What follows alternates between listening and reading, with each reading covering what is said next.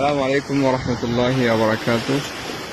আমরা আছি এখন ওয়াদি ফাতেমা সৌদি আরব জেদ্দায়, একটি কৃত্রিম খালের মতো।